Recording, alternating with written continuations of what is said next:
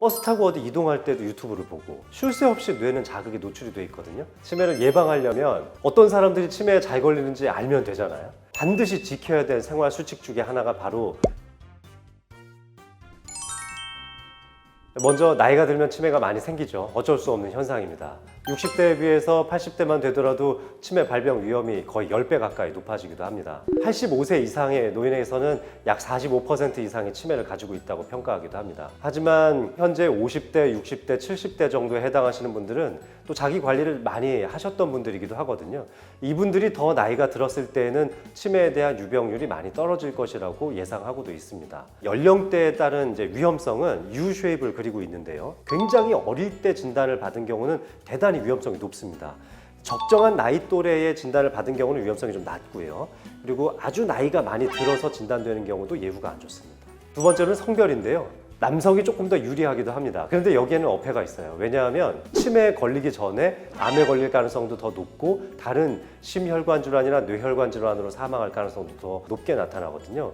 따라서 더 늦게까지 생존하지 못하기 때문에 치매에 걸릴 확률이 많이 적어진다는 연구 결과도 있습니다. 제가 여기서 이제 학력에 대한 말씀을 드려야 되는데 가방끈이 길어야 치매에 덜 걸릴 수 있습니다. 그만큼 뇌를 활용할 수 있는 능력을 다양하게 개발을 했고 일상생활 중에서도 뇌를 많이 활용할 수 있는 직업군을 선택할 가능성이 높기 때문입니다. 그렇다고 가방끈이 짧다고 해서 실망하실 필요는 없습니다. 나이가 든 이후에도 새로운 것에 배운 것을 도전하시고 또 새로운 취미 생활을 개발해 보시는 게 좋습니다. 제 환자분들 중에서는 성경책을 필사를 하시는 분들도 계시고요. 퍼즐을 아주 열심히 맞춰보시는 분들도 있고 종이접기를 많이 하시는 분들도 있는데 이렇게 손을 좀 많이 쓰는 취미 활동을 하시는 분들이 확실히 인지 기능이 좋은 경향을 보이기도 했습니다. 그 다음에는 젊어서부터 반드시 지켜야 될 생활 수칙 중에 하나가 바로 금연인데요. 흡연을 하는 것은 모든 종류의 질환들의 가능성을 다 높이기도 하지만 특히 혈관 질환의 가능성을 높이죠. 전체 치매 환자의 약 75%가 알츠하이머 치매에 해당되지만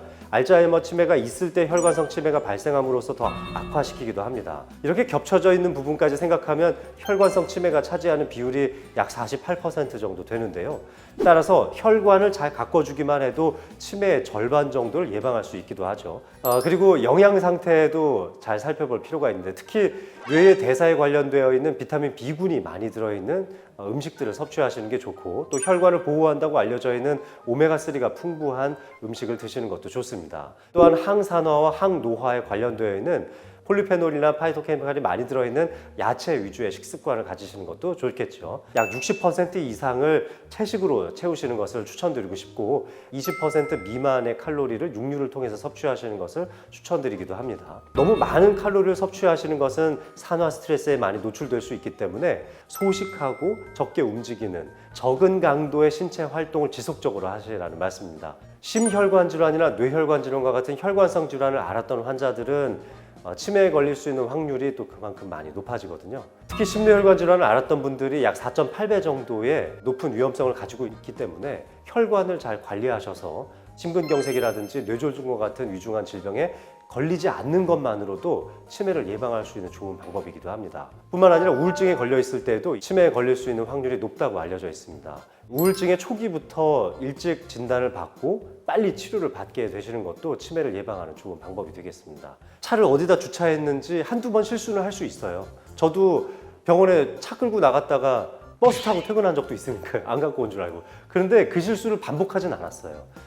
오늘 내가 차를 갖고 왔지라는 걸 좀 되뇌이게 됐거든요. 이런 식으로 내가 교정하려는 생활 습관이 가미가 된다면 극복이 돼야 되는 거거든요. 근데 그게 극복이 안 된다면 인지기능의 저하를 의심해 볼 수 있습니다. 그것이 우울증 때문일 수도 있어요. 너무 많은 일을 해내야 된다는 강박관념 때문일 수도 있습니다.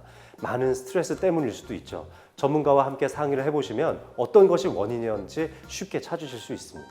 화를 잘 내는 성격이라면 콜티졸 호르몬 분비도 상당히 많아질 텐데요. 이 콜티졸 호르몬 분비가 많아지면 혈관성 질환의 발병 가능성을 높이기 때문에 치매 발병으로도 이어질 수 있다고 생각합니다. 치매에 대해서는 유전력도 따져볼 필요가 있겠는데요.